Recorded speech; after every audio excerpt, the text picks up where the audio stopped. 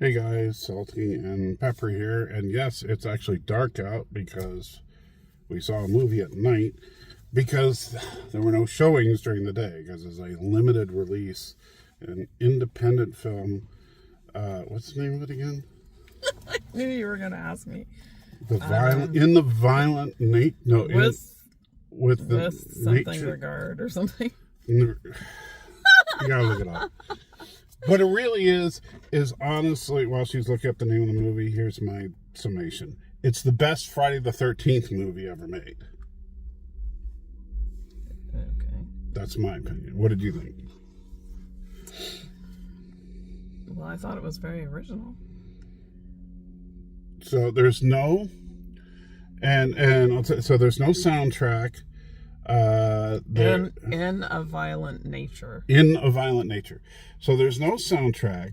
The film is shot in 4:3, so like old school TV format, which I know like CinemaScope, like a lot of people don't realize, like CinemaScope type cameras, they actually shoot in 4:3 and then they trim the top and the bottom, and that's how they get the look that you have in theaters.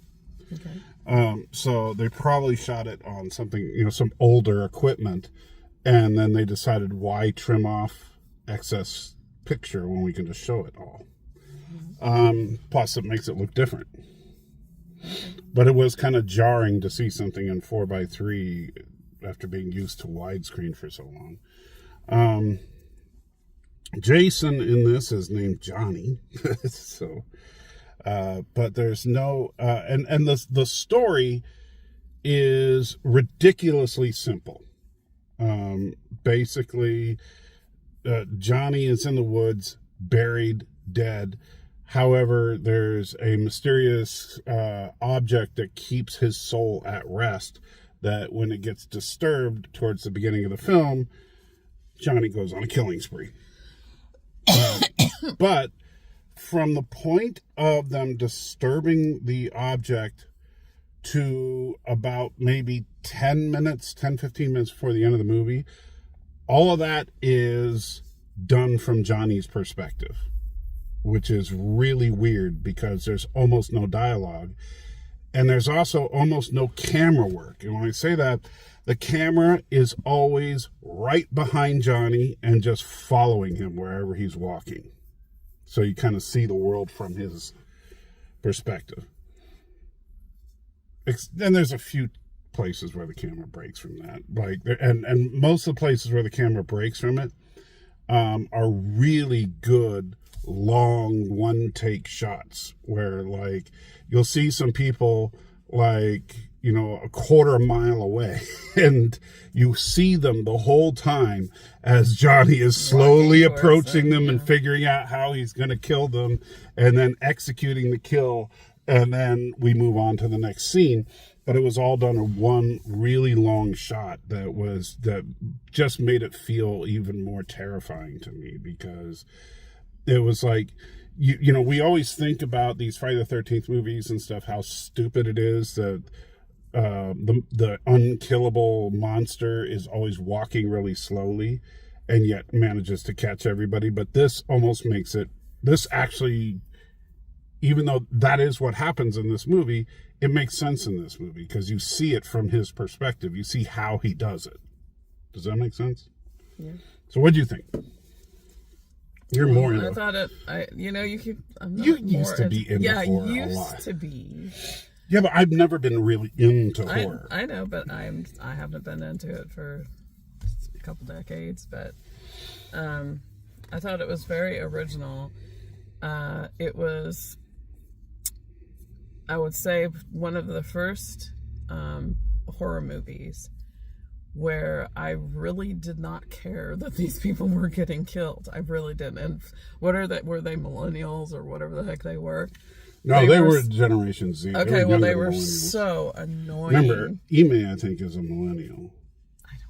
Ano is a millennial. Okay, so. But Ebony is a Gen Z. Okay, yeah, I don't know any of the crap, but they were just annoying. That's what I know. They were extremely annoying. Yeah. And so. Although there's the one guy that was really.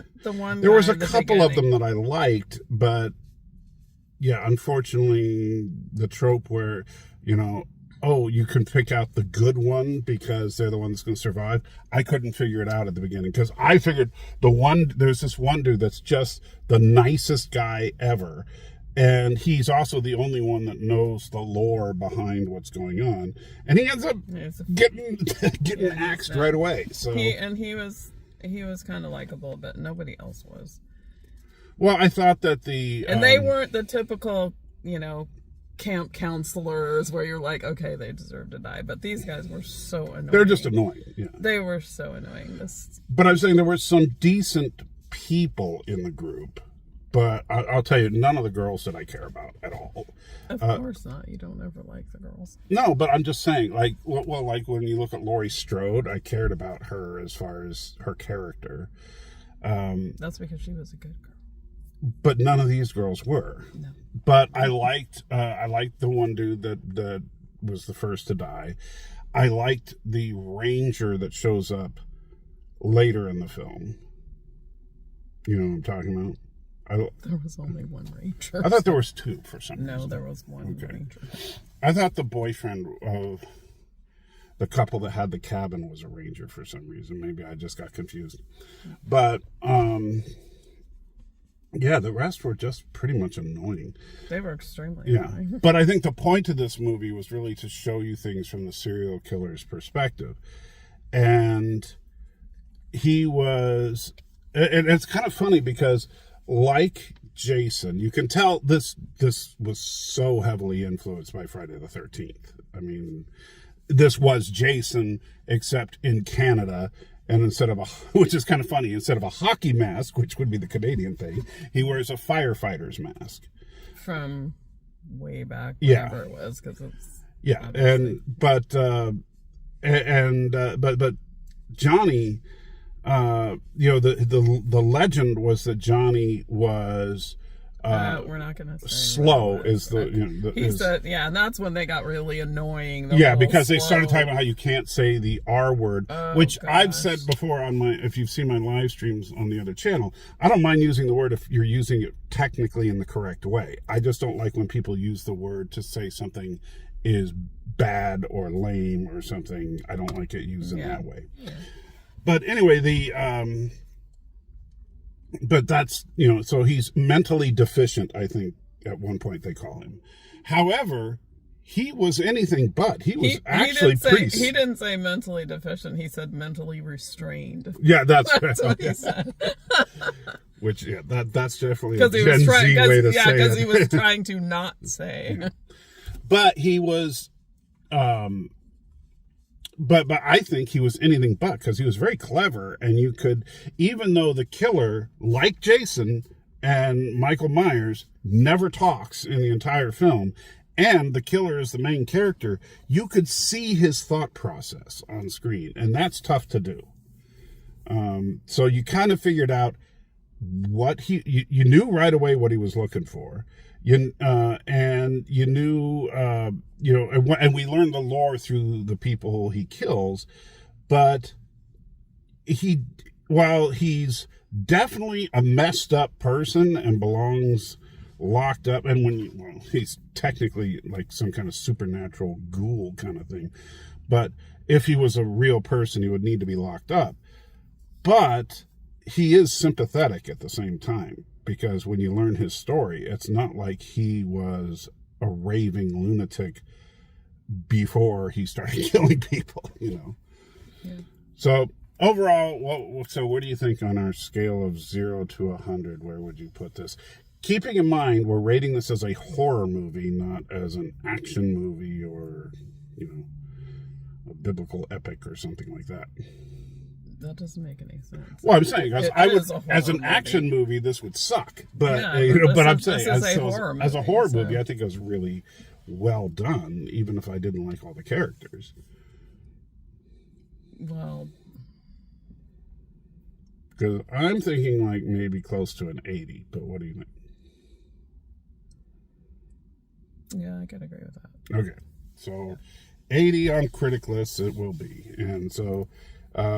Anyway, check it out if it's playing in a theater near you and you like horror movies. This one is definitely not one to miss, and it's And I hope it makes enough money to where we'll get a sequel eventually, because there's definitely room for one. When something like this comes along, I think you should just leave it alone. Well, I don't want them to like going around, I got the power glove kind of thing. I think they should just leave it alone. You do something like this, and then you just Halloween was good in some of the let it sequels. stand. Yeah, but this was kind of different, This was a bit different. So next week, we haven't decided for sure what we're going to see yet, right? Because we were talking about there's Bad Boys for Life, or did you want to watch The Watchers? I want to see The Watchers. Okay, so next week we'll do The Watchers, and maybe the week after that, since neither of us really cares about, what's the Pixar movie? This I don't remember. See, that's... Whatever, that's 2, the one that's inside the girl's head. Yeah, and is it Inside Out? Inside Out 2, yeah. Yeah. Neither of us really care about that one. The first one was very cute, but... Yeah. But so we'll probably see The Watchers next week, and then the Bad Boys for Life the week after that. So with that, take care, guys, and we'll see you next time.